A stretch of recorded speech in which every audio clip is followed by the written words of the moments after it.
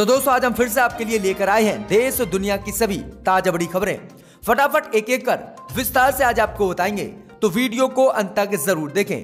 दोस्तों वीडियो बनाने में हमें काफी मेहनत लगी है, तो वीडियो को लाइक जरूर कर दे। दोस्तों पहली खबर में आपको बताएंगे जो बिग ब्रेकिंग न्यूज सामने निकल कर आ रही दोस्तों कि बिहार में सीएम योगी का विवादित बयान, कहा कठमुल्लों के फतवों से नहीं चलेगा देश का संविधान। तो वहीं दोस्तों आपको बताएंगे कि पैगंबर मोहम्मद साहब का विवादित कार्टून बनाना फ्रांस को पड़ा भारी। पूरी दुनिया में फ्रांस के खिलाफ जबरदस्त मुसलमानों ने किया है विरोध प्रदर्शन, तो वहीं भारत में भी फ्रांस के खिलाफ रोडों पर निकले देश के मुसलमान, कहा मोहम्मद साहब के लिए जान भी है हाजिर। तो वहीं आपको बताएंगे कि बिहार में ओवैसी ने भरी हुंकार, बीजेपी जेडीयू पर बोला हमला छुड़ा दिए मोदी नीतीश के पसीने, कहा इनकी डिक्शनरी में केवल जातिवाद और धर्मवाद। तो वहीं आपको बताएंगे कि चीन को लेकर राहुल गांधी ने मोदी पर फिर से बोला हमला, कहा बॉर्डर पर है जवान टेंट में लेकिन मोदी घूम रहे हैं 8,400 करोड़ के जहाज में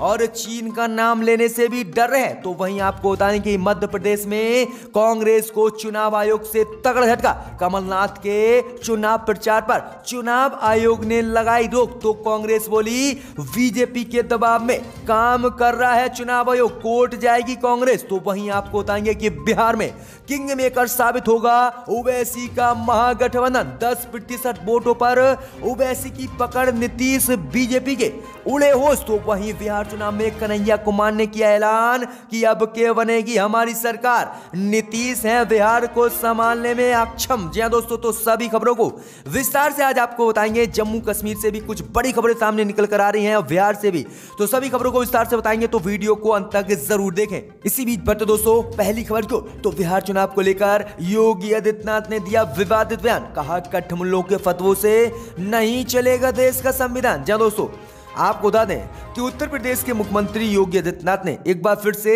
बिहार चुनाव में विवादित बयान दिया है। गुरुवार को बिहार के वैशाली में चुनावी सभा को संबोधित करने पहुंचे योगी आदित्यनाथ ने कहा कि अब भारत कठमुल्लों के फतवों से नहीं बल्कि देश के संविधान से चलेगा। आगे योगी आदित्यनाथ ने कहा कि मैं स्पष्ट कहता हूं कि अब समय बदल गया है, देश फतवों के अनुसार नहीं संविधान के अनुसार चलेगा। योगी आदित्यनाथ ने आगे हमला बोलते हुए कहा कि किसी कठमुल्ले के कहने पर फतवा जारी करवा 3 तलाक जैसी कुप्रथा का समर्थन कांग्रेस और राजद के लोग करते थे। ये लोग कठमुल्लों के पास जाकर अपनी नाक रगड़ते और उनसे पूछते थे कि ये जो फतवा आपने जारी किया है ये ठीक है। वहीं आगे योगी आदित्यनाथ ने अनुच्छेद 370 और जम्मू कश्मीर जैसे भी बयान दिए और विवाद फैलाने की बिहार में कोशिश की। तो एक बार फिर से उत्तर प्रदेश के मुख्यमंत्री योगी आदित्यनाथ ने मुसलमानों को लेकर विवादित बयान बिहार में दिया है। इसी बीच बढ़ते दोस्तों अगली खबर को, तो पैगंबर मोहम्मद साहब का विवादित कार्टून बनाना फ्रांस को पड़ा भारी। पूरी दुनिया के मुसलमानों ने फ्रांस का किया विरोध, बुरी तरह से गिरा फ्रांस। जी दोस्तों आपको बता दें कि इन दिनों पैगंबर मोहम्मद साहब के विवादित कार्टून बनाने को लेकर फ्रांस की मुश्किलें बढ़ गई हैं। सभी मुस्लिम देश फ्रांस का पुरजोर विरोध कर रहे हैं। इस बीच खबर सामने निकल कर आ रही दोस्तों कि मुस्लिम देशों के बाद आज भारत में भी फ्रांस का जबरदस्त विरोध हुआ। जहां दोस्तों आपको बता दें कि मुंबई, उत्तर प्रदेश, मध्य प्रदेश सहित देवबंद में फ्रांस के खिलाफ मुसलमानों ने आज रैली निकाली और फ्रांस के राष्ट्रपति की फोटो चिपकाकर जलाकर उनका विरोध प्रदर्शन किया। वहीं आपको बता दें कि उत्तर प्रदेश के देवबंद में भी फ्रांस के खिलाफ विरोध प्रदर्शन देखने को मिला। उलमा बोले कि पैगंबर मोहम्मद साहब की शान में गुस्ताखी किसी भी कीमत पर बर्दाश्त नहीं की जाएगी। वहीं आपको बता दें कि फ्रांस के राष्ट्रपति के खिलाफ मध्य प्रदेश के मुसलमानों ने भी विरोध प्रदर्शन किया और कांग्रेस एमएलए भी इसमें शामिल हुए। वहीं आपको बता दें कि मध्य प्रदेश के मुसलमानों ने मांग की है कि मोदी सरकार इसका विरोध करे और फ्रांस में अपने दूतावास से फ्रांस के राष्ट्रपति के खिलाफ बयान जारी करे। तो वहीं आपको बता दें कि मुंबई की सड़कों पर भी फ्रांस के राष्ट्रपति की पोस्टर चिपके हुए मिले, जिसको पुलिस ने हटाया और मुंबई में भी जबरदस्त फ्रांस के राष्ट्रपति मैक्रोन के खिलाफ विरोध प्रदर्शन हुआ। वहीं आपको बता दें कि पूरी दुनिया में अब इस समय जो है फ्रांस के प्रधानमंत्री और राष्ट्रपति के खिलाफ जबरदस्त विरोध प्रदर्शन देखने को मिल रहा है। इसी बीच बढ़ते दोस्तों अगली खबर को, तो बिहार चुनाव के दूसरे चरण में बीजेपी और योगी पर बढ़ते ओवैसी, कहा इनकी डिक्शनरी में केवल जातिवाद और धर्मवाद। जी दोस्तों आपको बता दें कि इन दोनों दूसरे चरण के मतदान को लेकर सभी पार्टियां बिहार में चुनाव प्रचार कर रही हैं। इस बीच आपको बता दें कि एआईएमआईएम के चीफ असदुद्दीन ओवैसी भी बिहार के भागलपुर अपने उम्मीदवार के समर्थन में रैली करने पहुंचे। इस दौरान असदुद्दीन ओवैसी ने बीजेपी, योगी और जेडीयू पर जमकर हमला बोला। असदुद्दीन ओवैसी ने कहा कि बीजेपी और जेडीयू के लोगों को ना तो विकास की जानकारी है और ना ही विकास की कोई योजना इनके पास है। असदुद्दीन ओवैसी ने कहा कि बिहार में तालीम की किल्लत है, इसी कारण बिहार के लोग बेरोजगार हैं। इसी दौरान असदुद्दीन ओवैसी ने योगी आदित्यनाथ पर हमला बोलते हुए कहा कि बीजेपी को असदुद्दीन ओवैसी का पाकिस्तान प्यार दिखता है, लेकिन बीजेपी को यह जान लेना चाहिए कि असदुद्दीन ओवैसी एक सच्चा हिंदुस्तानी है और हमेशा रहेगा। आगे योगी आदित्यनाथ पर हमला बोलते हुए असदुद्दीन ओवैसी ने कहा कि उत्तर प्रदेश के मुख्यमंत्री योगी आदित्यनाथ को ओवैसी का पाक प्रेम तो दिखता है, लेकिन योगी आदित्यनाथ ने बिहार में यह नहीं बताया कि आखिरकार बिहार में अब तक क्या विकास किया है और बच्चों को कितनी शिक्षा मिल पाई है। जी दोस्तों, ये असदुद्दीन ओवैसी ने जोरदार हमला बीजेपी पर बोला है। इसी बीच बढ़ते दोस्तों अगली खबर की ओर, तो चीन को लेकर राहुल गांधी ने आज फिर से प्रधानमंत्री मोदी पर बोला हमला। कहा चीन का नाम लेने से डरते हैं प्रधानमंत्री मोदी। जी दोस्तों, आपको बता दें कि राहुल गांधी ने आज फिर से चीन का मसला उठाकर प्रधानमंत्री मोदी पर हमला बोला। राहुल गांधी ने कहा कि देश के जवान भयंकर सर्दी में भी साधारण टेंट में गुजारा करते हुए चीन से डटकर मुकाबला कर रहे हैं, जबकि देश के प्रधानमंत्री 8,400 करोड़ के हवाई जहाज में घूमते हैं और चीन का नाम लेने से भी डरते हैं। किसे मिले अच्छे दिन। आगे राहुल गांधी ने कहा कि किस तरह से देश में भयंकर सर्दी पड़ रही है। चीन अपने सैनिकों को एडवांस टेक्नोलॉजी की सभी चीजें लाकर दे रहा है, लेकिन प्रधानमंत्री मोदी को भारत प्रेम नहीं है, अपनी सेना से प्रेम नहीं है, प्रधानमंत्री मोदी को खुद से प्रेम है। इसलिए वे 8,400 करोड़ के जहाज में घूम रहे हैं, जबकि हमारे जवान कड़की ठंड में टेंटों में गुजारा लद्दाख में कर रहे हैं। तो ये बड़ा हमला बोला है असदुद्दीन ओवैसी के बाद राहुल गांधी ने। इसी बीच बढ़ते दोस्तों अगली खबर की ओर, तो मध्य प्रदेश उपचुनाव में कांग्रेस को तगड़ा झटका। चुनाव आयोग ने कमलनाथ के प्रचार पर लगाई रोक, तो कांग्रेस बोली बीजेपी के दबाव में ले रहा है चुनाव आयोग अपना फैसला। जहां दोस्तों आपको बता दें, ये बड़ी खबर सामने निकल कर आ रही दोस्तों कि मध्य प्रदेश में होने वाले उपचुनाव में कांग्रेस पार्टी को आज चुनाव आयोग से बड़ा झटका लगा है। प्रदेश के पूर्व मुख्यमंत्री कमलनाथ को आज चुनाव आयोग ने अपने स्टार प्रचारकों की कैटेगरी से हटा दिया है और इनके प्रचार पर रोक लगा दी है। वहीं चुनाव आयोग ने हवाला दिया है कि बार बार आचार संहिता का उल्लंघन करने के मामले में यह कदम चुनाव आयोग ने उठाया है। वहीं आपको बता दें कि कांग्रेस ने चुनाव आयोग के इस आदेश के खिलाफ कोर्ट जाने का मन बना लिया है और कांग्रेस ने कहा कि हम इसके खिलाफ कोर्ट जाएंगे। उन्होंने कौन से ऐसे विवादित बयान दिए हैं जो चुनाव आयोग ने उनके प्रचार पर रोक लगा दी है। वहीं कांग्रेस ने हवाला दिया है कि बिहार में जिस तरह से योगी आदित्यनाथ इन दोनों विवादित बयान दे रहे हैं, आखिरकार उन पर चुनाव आयोग क्यों चुप है और उनके चुनाव प्रचार पर रोक क्यों नहीं लगा रहा है, जबकि कमलनाथ ने ऐसा कोई विवादित बयान भी नहीं दिया है। दोस्तों पूरी तरह से कांग्रेस जो है मध्य प्रदेश में फंसती हुई अब दिख रही है। इसी बीच बढ़ते दोस्तों अगली खबर क्यों, तो बिहार चुनाव में किंग मेकर साबित हो सकता है ओवैसी का गठबंधन।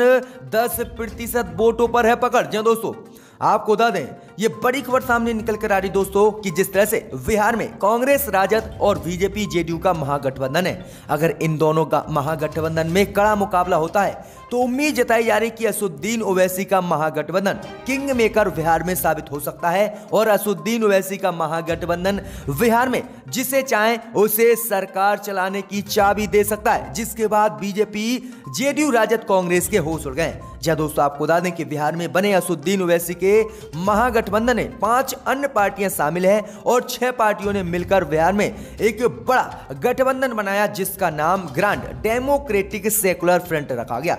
इस बीच खबर सामने निकल कर आ रही है कि बिहार में इस गठबंधन पे 10% वोटों पर पकड़ है। लगभग 20 सीटें ये गठबंधन बिहार में जीत सकता है। वहीं आपको बता दें कि उम्मीद जताई जा रही है जहां एआईएमआईएम का सीमांचल क्षेत्रों में अच्छा प्रभाव है, तो वहीं रालोसपा का औरंगाबाद, कैमूर, रोहतक और बक्सर में प्रभाव है, तो वहीं बसपा का कैमूर, गोपालगंज और यूपी से लगी कुछ गांव में अच्छा प्रभाव है, जो सीमा से लगे गांव हैं। अब इसी में उम्मीद जताई जा रही दोस्तों कि अगर महागठबंधनों के बीच अच्छा मुकाबला होता है तो असदुद्दीन ओवैसी की जो गठबंधन है वो बिहार में किंग मेकर साबित हो सकता है, जिसके बाद नीतीश, बीजेपी, राजद, कांग्रेस के होश उड़े हुए हैं कि आखिरकार ओवैसी का गठबंधन किसको अपना समर्थन बिहार चुनाव में देगा। इसी बीच बट दोस्तों अगली खबर क्यों, तो बीजेपी ने चुनाव से पहले ही पश्चिम बंगाल में राष्ट्रपति शासन लगाने की मांग। जी दोस्तों, आपको बता दें ये बड़ी खबर सामने निकल कर आ रही दोस्तों कि अगले साल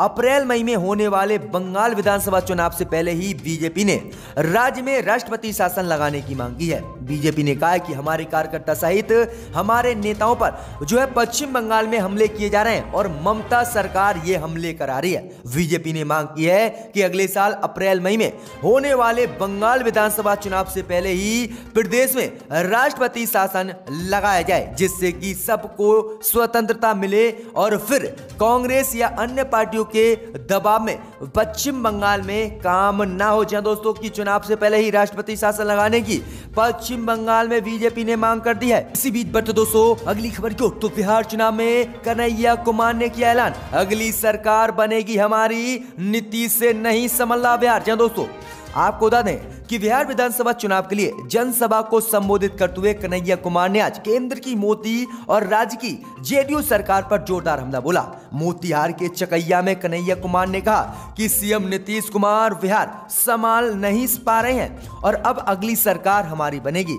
बिहार की ये भाजपा जेडीयू सरकार तब भी यहां विकास नहीं कर पाई जब उनके नेता मोदी केंद्र की सत्ता में। कन्हैया ने कहा कि जनता हमें जरूर मौका देगी और अगली जो सरकार बनी है वो हमारी बननी है। दोस्तों ये बड़ा दावा कर दिया है कन्हैया कुमार ने बिहार चुनाव में।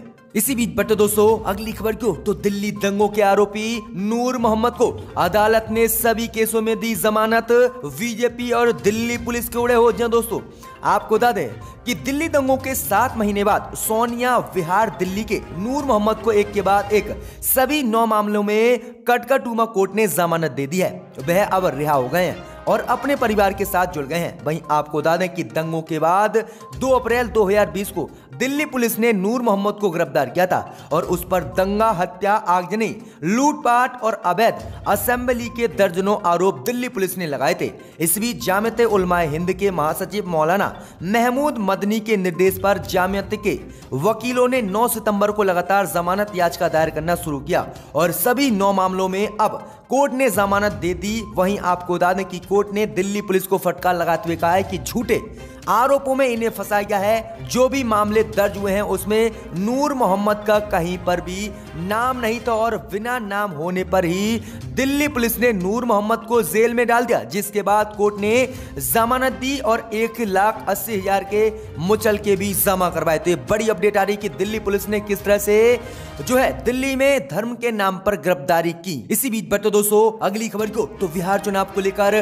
पप्पू यादव ने किया ऐलान, सत्ता में आने पर बिहार में सिपाही भर्ती में लिखित परीक्षा को करेंगे खत्म। जी दोस्तों आपको बता दें कि बिहार चुनाव को लेकर जन अधिकार पार्टी के अध्यक्ष पप्पू यादव ने बिहार चुनाव को लेकर आज बड़ा ऐलान किया है। पप्पू यादव ने कहा है कि अगर हम सरकार में बिहार में आते हैं तो पहली कैबिनेट में आबादी के हिसाब से निजी क्षेत्रों में आरक्षण लागू करेंगे, साथ ही सिपाही भर्ती में लिखित परीक्षा को भी खत्म किया जाएगा। वहीं आगे पप्पू यादव ने कहा है कि सिपाही परीक्षा में नियुक्तियां केवल 10वीं के अंक और शारीरिक दक्षता के आधार पर होगी और जितने भी लिखित परीक्षा हैं उन्हें समाप्त कर दिया जाएगा। तो पप्पू यादव ने यह बड़ा ऐलान कर दिया बिहार में। इसी बीच बट दोस्तों अगली खबर को, तो जम्मू कश्मीर में एक बार फिर से मोदी सरकार ने नजरबंद किए फारूक अब्दुल्ला। कहा मोदी ने कश्मीर को बना दिया है जिंदा जेल। जी दोस्तों आपको बता दें कि जम्मू और कश्मीर प्रशासन ने एक बार फिर से नेशनल कॉन्फ्रेंस के अध्यक्ष और सांसद फारूक अब्दुल्ला पर